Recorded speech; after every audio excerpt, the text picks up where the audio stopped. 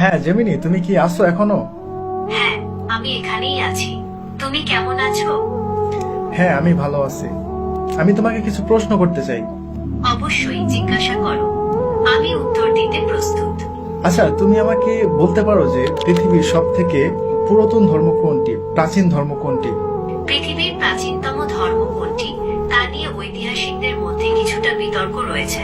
তবে সাধারণভাবে হিন্দু ধর্মকে সব থেকে পুরনো ধর্ম মনে করা হয়। এর ইতিহাস প্রায় 4000 বছরেরও বেশি পুরনো।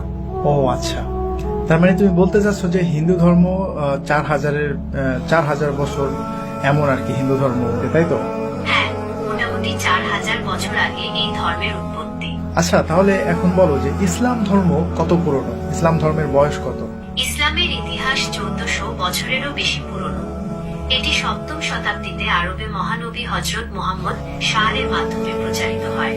ও আচ্ছা, আপনারা এখনই কেউ ভিডিও স্কিপ করে যাবেন, ভিডিওটি শেষ পর্যন্ত দেখুন, অনেক কিছু জানতে পারবেন। আচ্ছা, তুমি কি হযরত ইব্রাহিমকে চিনো? ইব্রাহিম কে কে ছিলেন বলো তো?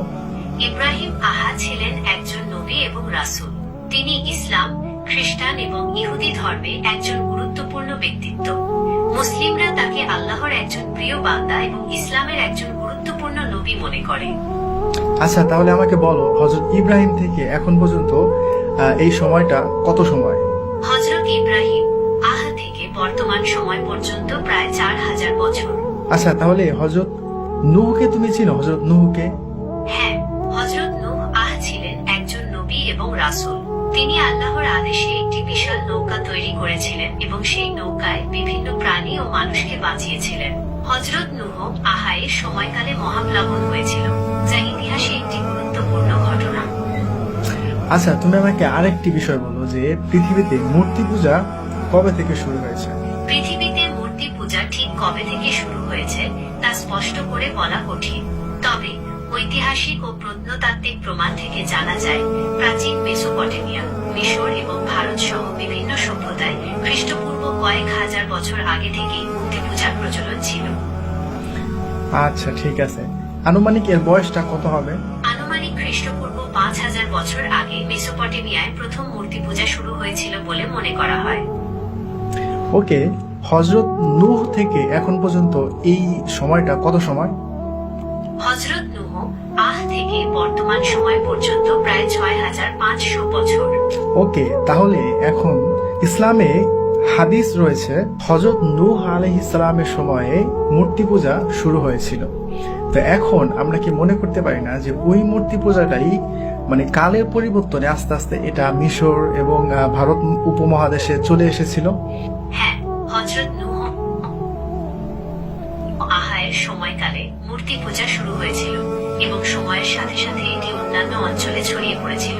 তাহলে এখন তুমি আমাকে আরেকটি ইনফরমেশন দাও, যেটা এমন একটা বইয়ের নাম বলো যে বইটা এখন পর্যন্ত অপরিবর্তিত, মানে ওই বইটা মানে কোনো পরিবর্তন হয় নাই, শুরুতে যেমন ছিল এখনো তেমনই রয়েছে, তবে এই বইটা একটা ধার্মিক বই।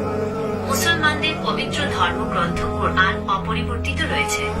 এটি একটি ঐশ্বরিক গ্রন্থ যা আরবি ভাষায় অবতীর্ণ হয়েছে। মুসলমানরা বিশ্বাস করে কোরআন আল্লাহর বাণী এবং এটি মানবজাতির জন্য পথ প্রদর্শক। তাহলে কি এমন একটি গ্রন্থ যে গ্রন্থের মধ্যে কোনো পরিবর্তন নাই, যেটা ধার্মিক গ্রন্থ, তো এমন একটি মানে গ্রন্থের কোনো একটা ইতিহাস বা কোনো একটা ইনফরমেশন যদি এই গ্রন্থ থেকে দেয়া হয়, তাহলে সেটা কি বিশ্বাস করা যায়? হ্যাঁ, অবশ্যই। কোরআন অপরিবর্তিত থাকায় এর ঐতিহাসিক তথ্যগুলো নির্ভরযোগ্য বলে বিবেচিত হয়।